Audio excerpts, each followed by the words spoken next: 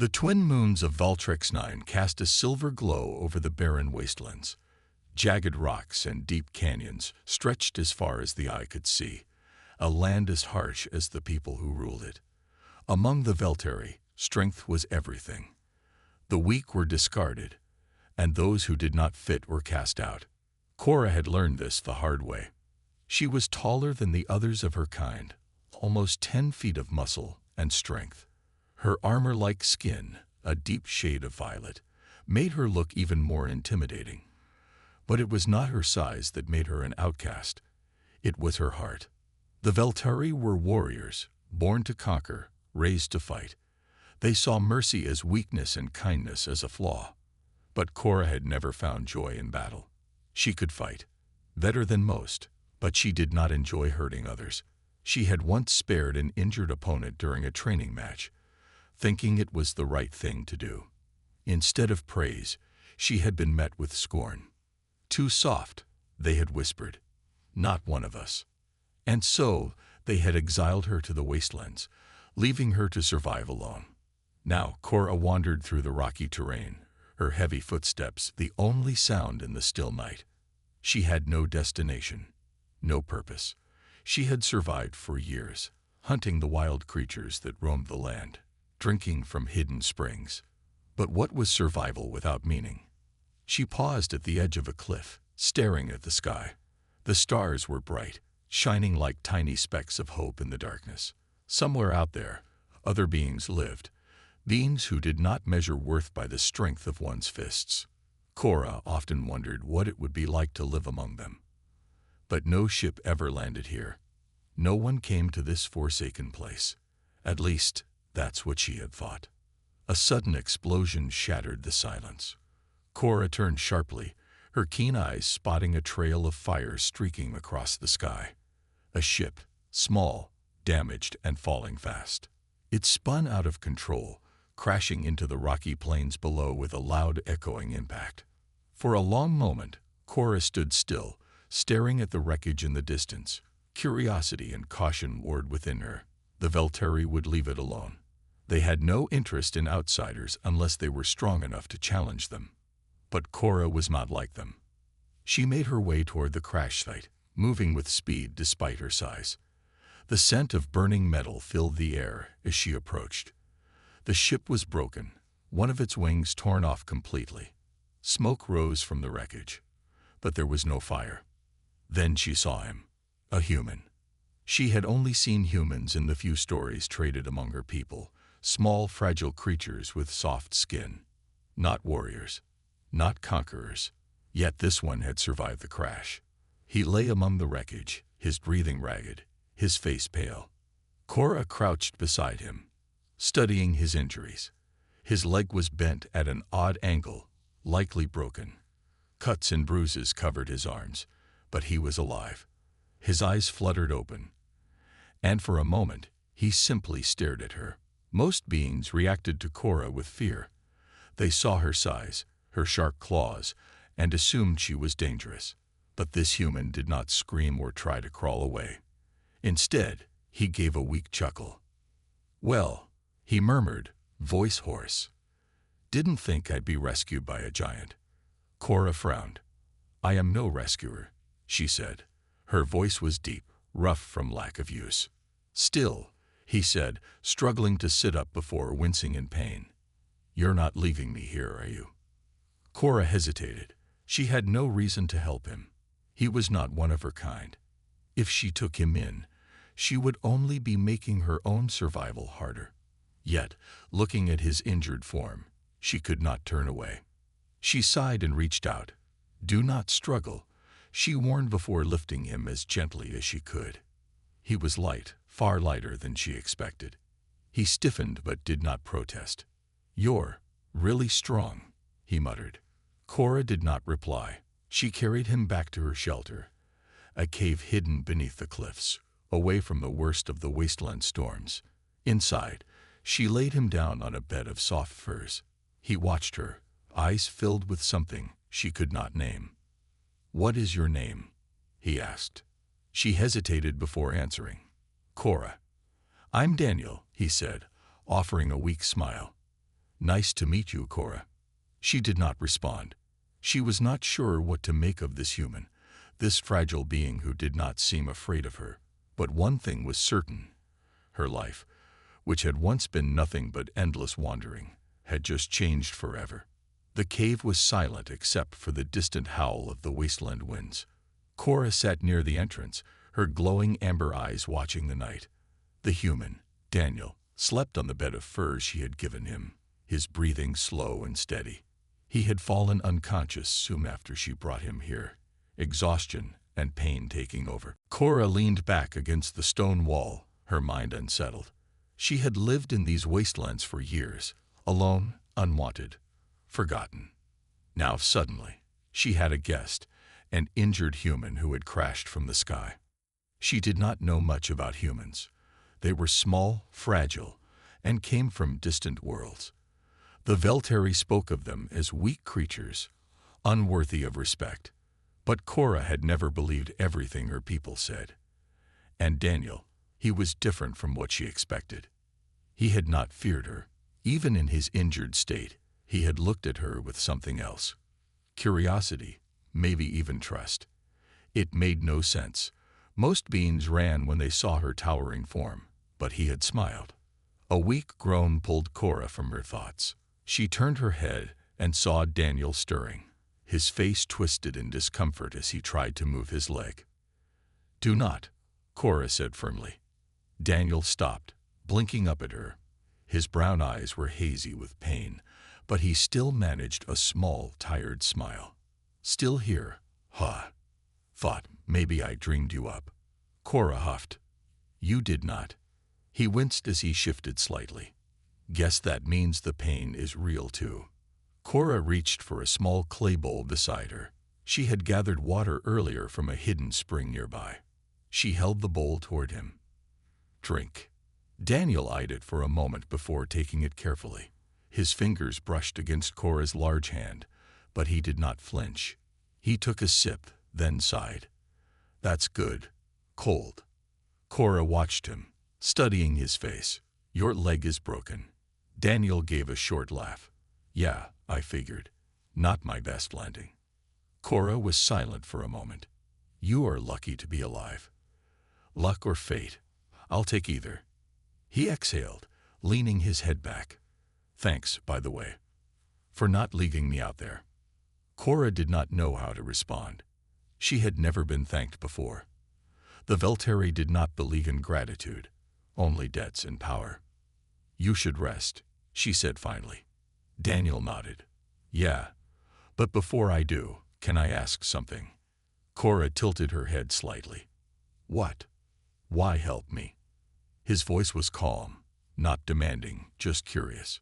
"I mean, I won't complain. But from what I've heard, your people aren't exactly friendly." Cora's jaw tightened. "I am not one of them." Daniel seemed to pick up on the weight behind those words. He didn't press further, only nodded. "Well, I'm glad for that." Cora didn't know what to say to that, so she simply stood and walked toward the entrance of the cave. The night was long, and her thoughts were heavy. By morning, Daniel was awake again, though he still could not move much. Cora had left early to gather food.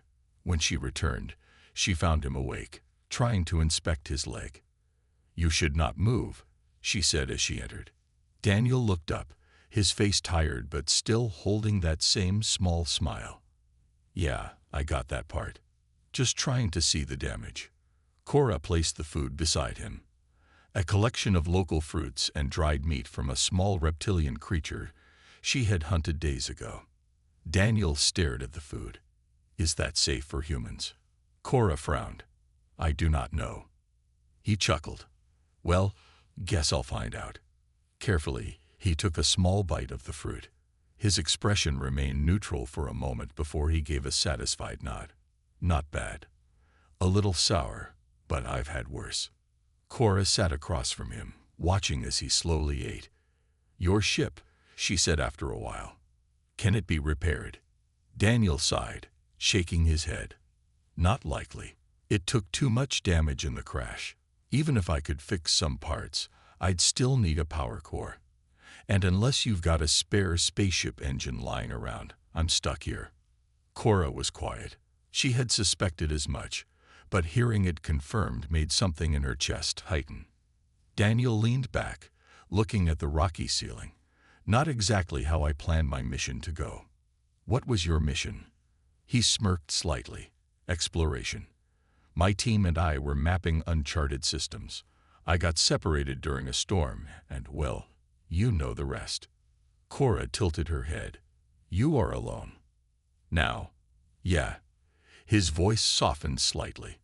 My crew probably thinks I'm dead. Cora understood that feeling well. A silence settled between them.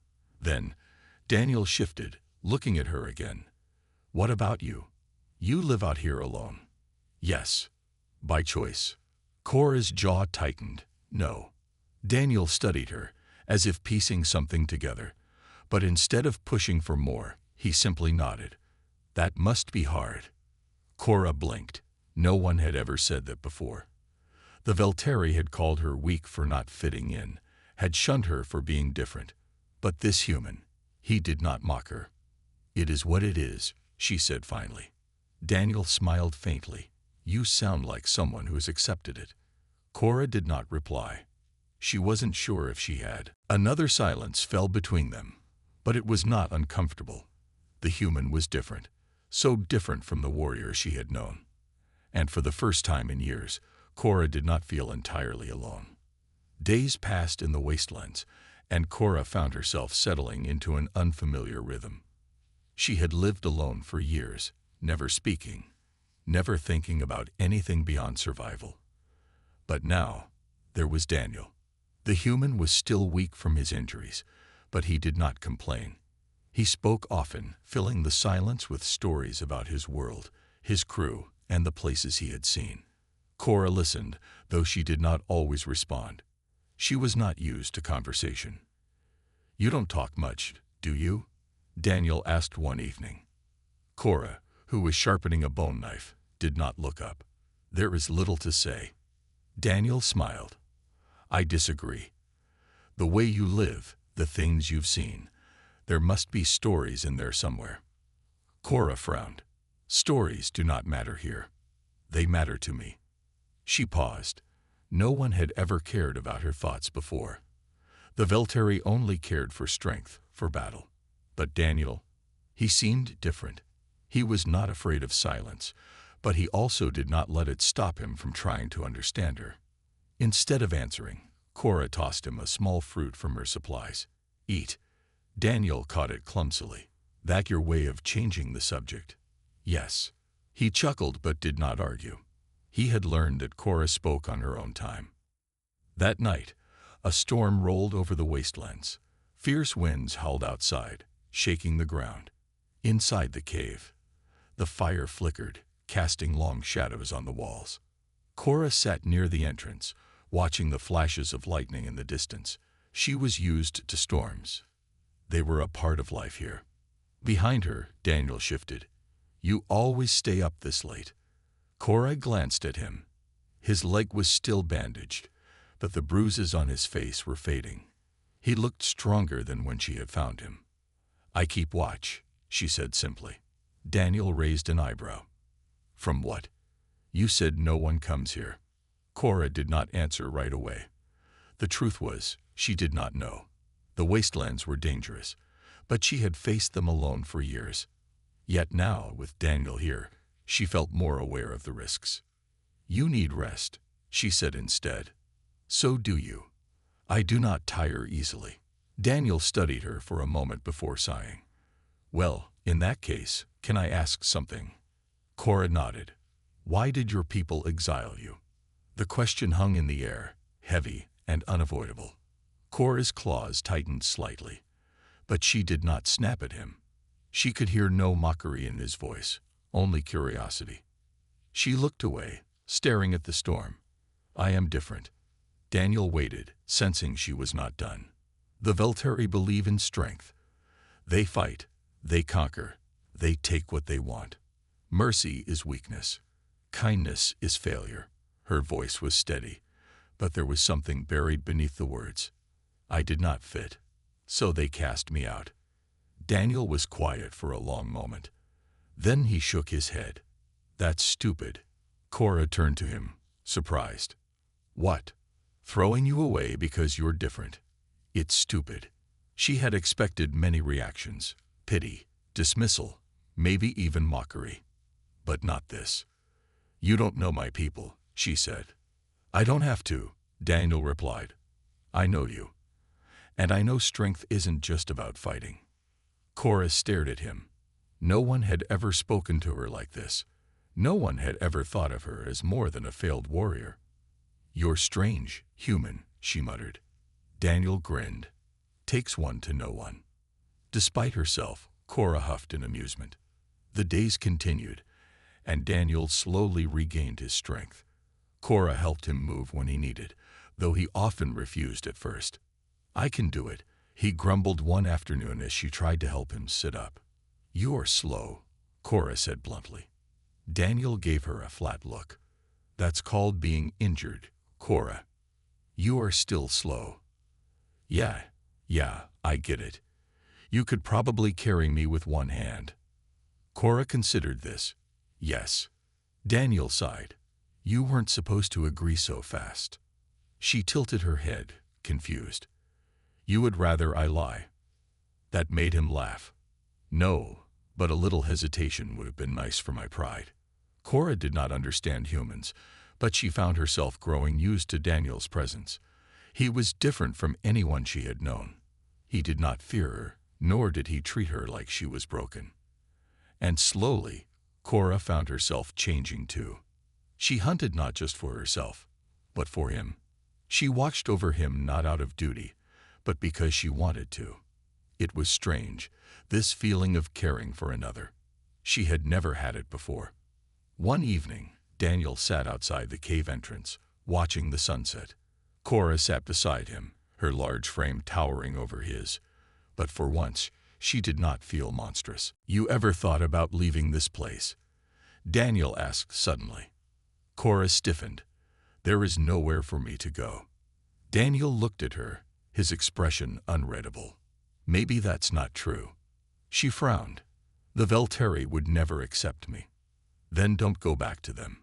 He turned back to the horizon. The universe is big, Cora. You don't have to stay where you're not wanted. Cora had no answer to that. She had spent so long believing she had no place beyond this wasteland.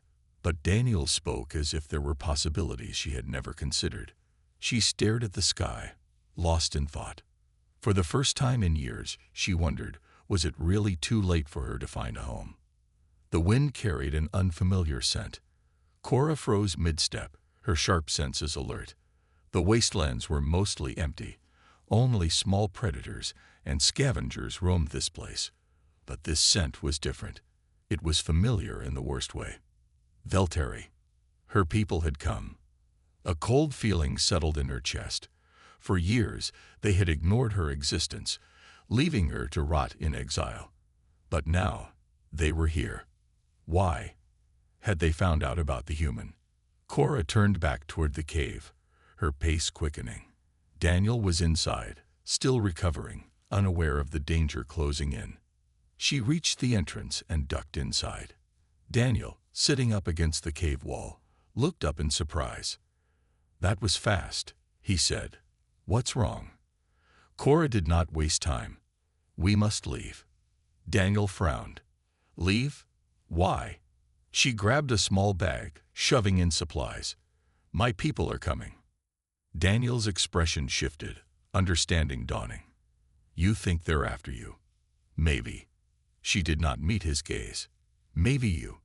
Daniel tried to move, but his legs still held him back. Great timing. I can barely walk. Cora clenched her jaw. She had known he was not ready for travel, but there was no choice now.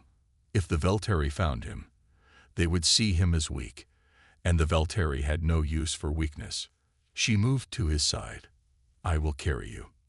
Daniel blinked. Wait, what? Before he could protest, Cora lifted him effortlessly. He stiffened but did not struggle. You do this a lot, he muttered. No. Well, you're weirdly good at it. Cora did not respond. She moved swiftly, stepping out of the cave and heading toward the canyons. If they could reach the deeper tunnels, they might have a chance to hide. But it was too late. A distant voice rang through the wasteland. Cora. She stopped. The voice was deep, commanding, and painfully familiar. Turning slowly, Cora saw them. 3 Veltari warriors, standing atop a rocky ledge. Their armor gleamed under the twin moons, their sharp eyes fixed on her. The leader, a broad-shouldered male with dark blue skin, stepped forward. "You have been hiding for a long time," he said, "but we did not forget you." Cora remained silent. She knew him. Ruck, a warrior who had once trained alongside her. He had mocked her kindness, called her unworthy. He was exactly the kind of Veltari she despised. Rack's eyes flickered to Daniel, still in her arms. "And now I see why you have been hiding." His lips curled in disgust. "You have taken in a weakling," Daniel muttered under his breath. "Oh great, the insults start already." Cora tensed, shifting Daniel slightly. "He is not your concern." Roik laughed. "No, a wounded outsider in Veltari lands. That is everyone's concern." His gaze darkened. "We came to offer you a chance, Cora. Prove you are not a failure. Kill the human. Earn your place again." Cora's grip on Daniel tightened. Her whole life, she had been judged by their standards. Told she was not enough because she did not crave violence like them. And now, they expected her to betray the only person who had ever seen her as more than a weapon. She did not hesitate. "No." Rex's expression hardened. "Then you are still weak." Cora set Daniel down gently. He looked up at her, eyes serious. "You don't have to fight them," he said quietly. But Cora already knew there was no other way. "Yes, I do." Roik smirked. "Good. I was hoping you would resist." He leaped from the ledge, landing heavily on the ground. The other 2 warriors followed, spreading out to surround her. Cora squared her shoulders. She had spent years believing she had no purpose, but now she had something to protect. And this time, she would not hold back. Roik struck first. He lunged forward, claws aimed at her throat. Cora ducked, her reflexes sharp despite the years of isolation. She countered with a powerful blow to his ribs, sending him staggering back. The second warrior, a lean female with bright red eyes, charged from the side. Cora twisted, catching her wrist, and using her own momentum to slam her into the ground. The third, larger than the rest, swung a heavy fist at Cora's back. She felt the impact, but she remained standing. Turning sharply, she drove her elbow into his chest, knocking the wind out of him. For the first time, Rake looked uncertain. "You've grown strong," he admitted, "but strength alone will not save you." Cora bared her teeth. "It is not strength that makes me different." She moved with purpose now. She was not fighting for herself. She was fighting for Daniel, for the chance to prove she was more than they had ever believed. Rake roared, attacking again. This time, Cora did not block. She sidestepped, using his momentum against him. He stumbled forward, and she struck, one powerful hit that sent him crashing to the ground. He coughed, struggling to rise. The other 2 warriors were already down, groaning in pain. Cora stepped over him, her gaze steady. "Leave," she commanded. "Do not return." Roik glared at her. "You could have been great." "I am," she said simply, "just not by your definition."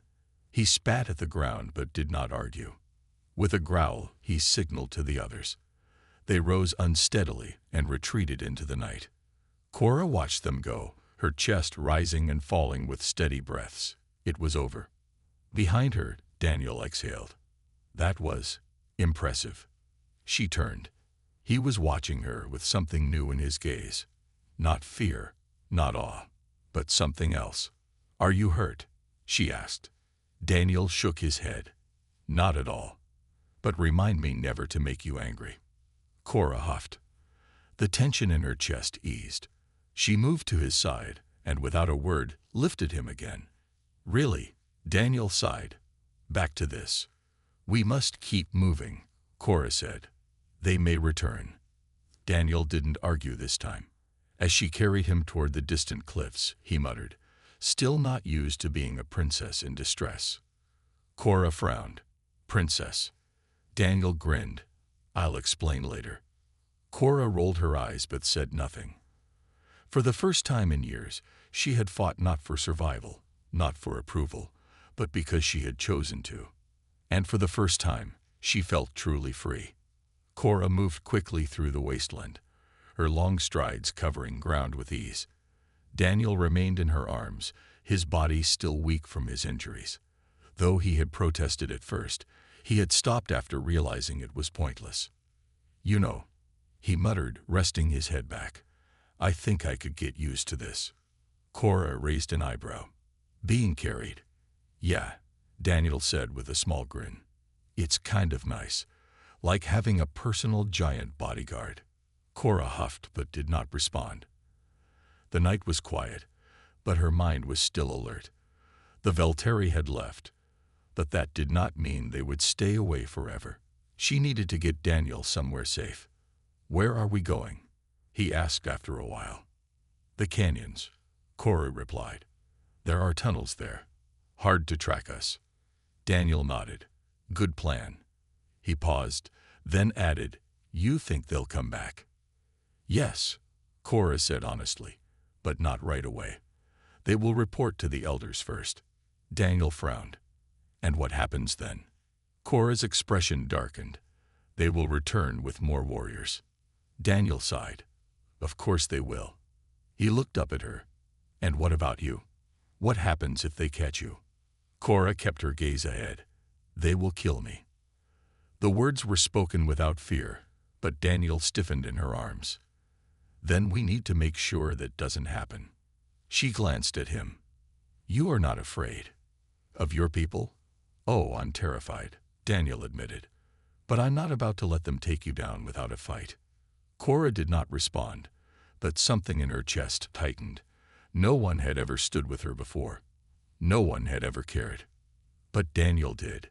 She quickened her pace. By morning, they reached the canyons. The rocky cliffs stretched high into the sky, their jagged edges hiding a network of tunnels and caves. Cora knew this place well. It had been her shelter in her early days of exile. She set Daniel down gently near the entrance of a cave. He stretched his arms, rolling his shoulders. "I think I'm getting better at this whole being carried thing." Cora rolled her eyes. "Rest. I will find food."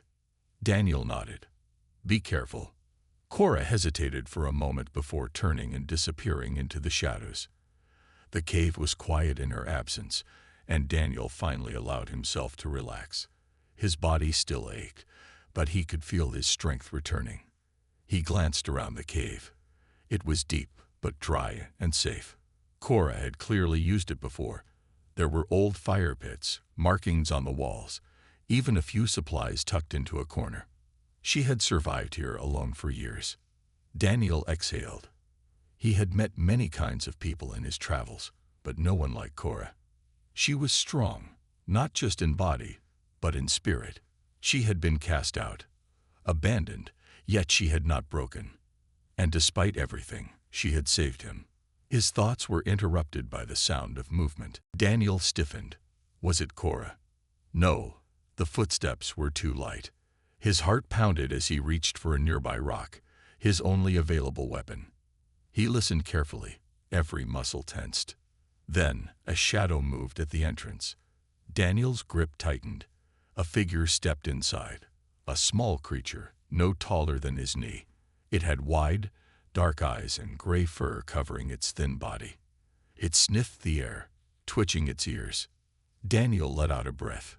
"Just a scavenger," he muttered. The creature spotted him and let out a sharp chirp.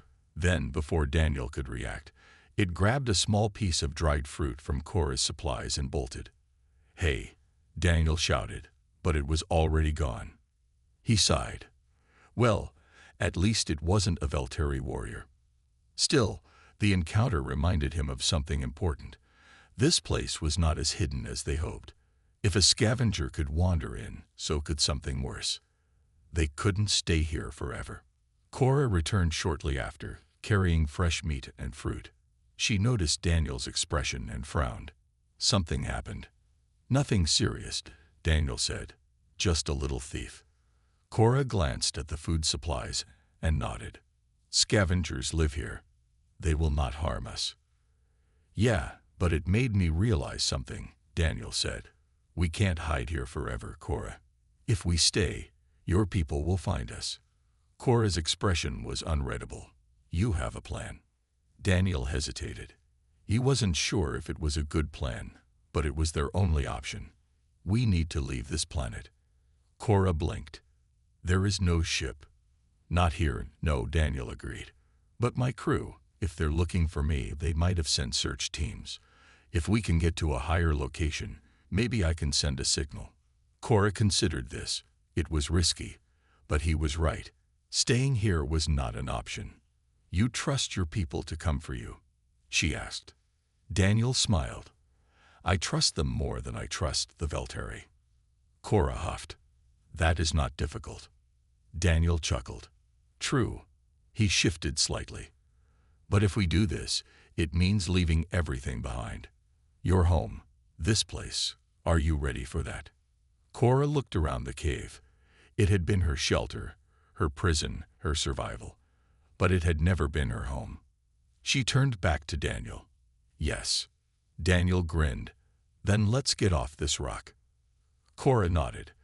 The time for hiding was over. They would find a way. Together. The morning air was cool as Cora and Daniel stood at the base of the towering cliffs. The sun cast long shadows across the rocky wasteland, painting the ground in shades of gold and gray. The climb ahead was steep, but it was their only chance. Daniel tightened the straps on his makeshift backpack, which contained the few supplies they could carry. His leg was stronger now, but he still wasn't at full strength. He glanced up at Cora. You sure about this? Cora nodded. Higher ground is the best chance to send your signal. Daniel exhaled. All right then, let's do it. The climb began. Cora moved easily, her powerful limbs gripping the rocks with practiced ease. Daniel, on the other hand, struggled. His body was still recovering, and every step was a challenge. You are slow, Cora observed from above. Daniel groaned. You know, you don't always have to say that. Cora tilted her head. It is the truth. Yeah, well, some truths hurt Cora. She considered this, then extended a hand. Daniel hesitated for a second, but then accepted it. With one strong pull, Cora lifted him onto the ledge beside her. He sighed in relief. Okay, I'm starting to think you enjoy carrying me around. Cora did not answer, but there was a small glint in her eyes. They continued the climb. Hours passed. The higher they went, the stronger the wind became. Daniel wiped the sweat from his forehead. How much further? Cora pointed to a ridge just above them. There. With renewed determination, they made the final push. Cora reached the top first, then helped Daniel over the edge. They stood on a high plateau, overlooking the vast wasteland below. Daniel caught his breath. This is it. If my crew is out there, this is where we send the signal. Cora watched as he dug into his pack and pulled out a small rectangular device. It was battered from the crash, but the core components were intact. Daniel pressed a few buttons. The device flickered, then went dark. Cora frowned. Is it broken? Daniel tapped the side of it. No, just low power. The wasteland's storms must have drained it. He rummaged through his bag and pulled out a small solar panel. We just need sunlight. It should charge in an hour. Cora nodded. Then we wait. They sat near the edge of the cliff, the wind whistling around them. For a while, neither spoke. Then Daniel broke the silence. Cora, when we get off this planet, what will you do? Cora was quiet for a long moment. I do not know. Daniel watched her. You could come with me. She turned to him, surprised. I mean it, Daniel continued. You don't have to stay here. The galaxy is big. You could see things, meet people who don't judge you for being different. Cora looked away. Your people would not accept me. Daniel shook his head. You don't know that. Besides, I don't care what they think. I trust you. Those words sank deep into Cora's mind. No one had ever said such things to her. Before she could respond, the device in Daniel's hands beeped. He straightened. It's charged. Cora leaned in as Daniel quickly adjusted the settings. He pressed a button, and the device emitted a sharp pulse of light into the sky. A distress signal, Daniel explained. If my crew is anywhere nearby, they'll see it. Cora nodded. And if they are not? Daniel hesitated. Then, we think of something else. Cora accepted this. For now, all they could do was wait. The sun dipped lower in the sky, and still there was no response. Daniel shifted uncomfortably. Maybe the signal didn't reach far enough. Cora remained still, her sharp eyes scanning the horizon. Something is coming. Daniel followed her gaze. In the distance, something moved. A small black speck against the sky, growing larger by the second. Daniel's heart pounded. A ship. Cora tensed. Or something else. As the shape drew closer, details became clear. It was a small aircraft, sleek and silver, moving fast toward them. Daniel squinted. Then his eyes widened. That's one of ours. Hope surged in his chest. They found us. Cora, however, remained cautious. She watched as the ship slowed, hovering above the plateau. A bright light shone down, scanning the area. Then a voice crackled through the air. Daniel, is that you?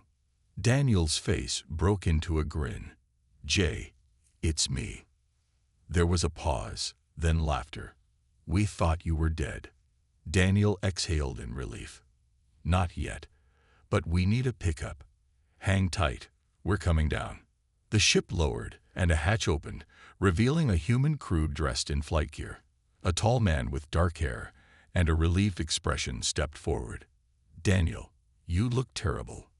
Good to see you too, Jay, Daniel said, grinning. Then Jay's eyes landed on Cora. His expression shifted to uncertainty. And, who's this? Daniel turned to Cora. He saw the way she stood, shoulders tense, eyes wary. She expected rejection. Daniel stepped beside her. This is Cora. She saved my life. Jay hesitated, then extended a hand.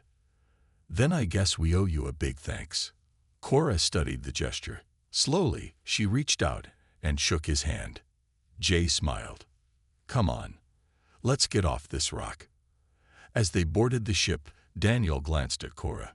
So, still think you don't belong anywhere? Cora looked at him. For the first time in her life, she wasn't sure of the answer. But maybe, just maybe, she had finally found a place where she wasn't alone. The ship's engines hummed softly as it ascended, lifting off from the rocky plateau. Through the small window, Cora watched the wasteland shrink beneath them. The place she had lived for years, her prison, her home, was now nothing more than a stretch of barren land disappearing into the distance. For the first time in a long time, she was leaving. Daniel sat beside her, his face bright with relief. Across from them, Jay and the rest of the crew busied themselves at the controls, talking over the radio. The ship had received damage during their search, and they would need to return to the main fleet soon. Jay glanced at Cora, then back at Daniel. So, he said, crossing his arms, you gonna tell me how you survived down there? Daniel grinned. Long story short, I got lucky. Cora found me before anything else did. Jay nodded. And your leg? Daniel stretched it slightly. Still healing, but I'll live. Jay's gaze moved to Cora again. And her. Daniel's expression turned serious. She's coming with us. Silence filled the room. Jay rubbed his jaw. Daniel, you know how Command is going to react. They don't trust outsiders, let alone one of her kind. Cora remained silent, but her hands tightened into fists. She had expected this. She knew the way humans looked at aliens, especially ones like her. Daniel leaned forward. I don't care what Command thinks. Cora saved my life, Jay. She's not like the others. Jay sighed, running a hand through his hair. Look, I get it. But this is bigger than us. There are rules. Daniel frowned. And sometimes rules are wrong. Cora finally spoke. If I am a problem, I will leave when we land. Daniel turned to her, frowning. Cora, no. It is fine, she said calmly. I am used to being alone. Daniel stared at her, something in his eyes unreadable. Then he shook his head. Not anymore. You're not alone anymore. Jay exhaled, watching the two of them. Finally, he threw up his hands. All right, fine. But if Command throws us into deep space duty for this, I'm blaming you. Daniel smirked. Deal. Cora watched their exchange, confused but warmed. She was not used to people fighting for her. It was strange. And maybe it was something she could get used to. The journey back to the fleet was quiet. Cora spent most of it watching the stars. She had seen them before, but always from the ground. Now they surrounded her, vast and endless. Daniel sat beside her. Beautiful, huh? Cora nodded. Different. You ever been in space before? He asked. No. Daniel leaned back. You'll like it. It's big, full of places to go, things to see. You don't have to stay in one place forever. Cora looked at him. And you? Daniel raised an eyebrow. What about me? You travel, she said. But do you have a home? Daniel was silent for a moment. Then he smiled, but it was a little sad. Not really. The ship, my crew, that's the closest thing I've got. Cora thought about that. You are like me then. Daniel blinked, then chuckled. Yeah, I guess we're both strays. Cora did not know the word. Strays. Daniel grinned. People without a place to belong. She considered this. Then, slowly, she nodded. Yes, strays. Daniel glanced at her. Maybe that's not a bad thing. Maybe it just means we get to choose where we belong. Cora did not answer right away, but something in her chest felt lighter. Maybe he was right. Hours later, the ship docked with the fleet, a collection of human vessels drifting in the quiet darkness of space. Cora followed Daniel down the ramp, her sharp eyes scanning the unfamiliar surroundings. Humans moved everywhere, their voices blending into a low hum. Some stopped to stare at her, whispering. Cora ignored them. Jay led them through the corridors toward the command station. All right, he muttered. Time to deal with the hard part. They stepped inside, where an older man with gray hair sat at a large desk, reading a report. He looked up as they entered. Lieutenant Daniel, he said, surprised. We thought you were dead. Daniel grinned. Not yet, sir. The commander's gaze shifted to Cora. His expression darkened. And this? Daniel straightened. This is Cora. She's the reason I'm still alive. The commander studied her for a long moment. She's Velteri. She's different, Daniel said firmly. She's not like them. The commander's eyes narrowed. That may be, but bringing her here was reckless. You know our policy on outsiders. Daniel clenched his jaw. Yeah, I know. But the policy is wrong. Silence. Cora remained still, her body tense. She had expected rejection, expected to be sent away. But then the commander sighed. You're lucky, Lieutenant. High Command has been reconsidering some of our policies regarding non-humans. But it's not up to me. It's up to them. Daniel hesitated. And if they say no, then she leaves. Cora exhaled quietly. She had been through worse. If she had to survive alone again, she would. But Daniel turned to her, and to her surprise, he smiled. Then we leave too. Cora's eyes widened. What? Daniel shrugged. If they don't want you, they don't want me either. Cora was speechless. No one had ever chosen to stand beside her like this. Jay groaned. Oh great. Now I have to leave too. I hate job hunting. The commander sighed. You're all insane. Daniel grinned. Yeah, but that's what makes us interesting." The commander rubbed his temples. "Fine. I'll talk to High Command. Until then, she stays on the ship. No wandering." Cora nodded. "Understood." The commander waved them away. "Get out of my office." Back on the ship, Cora sat beside Daniel in the common area. "You didn't have to do that," she said quietly. Daniel leaned back. "Yeah, I did." Cora studied him. "Why?" Daniel smiled. "Because you're not a stray anymore." Cora blinked.